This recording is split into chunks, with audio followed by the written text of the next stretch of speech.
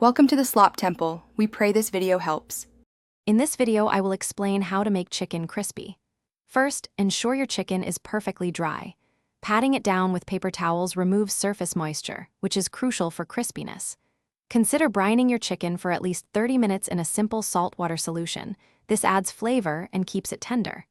Cut your chicken into uniform pieces, around 1.5 inches, to ensure even cooking. Finally, season generously with salt, pepper, and your favorite spices for maximum flavor. Now, let's create that irresistible crispy coating. Set up a dredging station with 3 bowls, one for seasoned all-purpose flour, one for an egg wash, and one for breadcrumbs. For the flour, mix in paprika, garlic powder, and onion powder for extra flavor.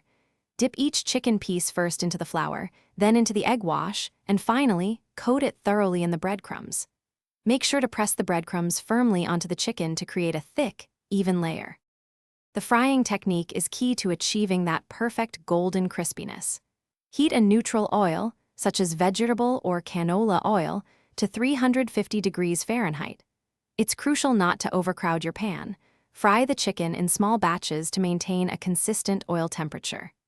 Fry each side for approximately 4 to 6 minutes until it's beautifully golden brown and cooked through. Always use a meat thermometer to confirm the internal temperature reaches 165 degrees Fahrenheit for safety.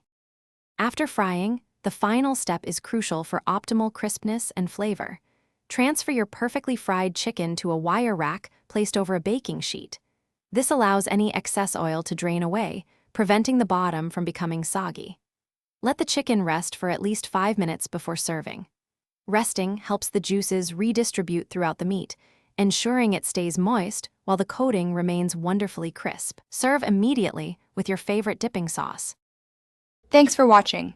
Consider subscribing if we helped you.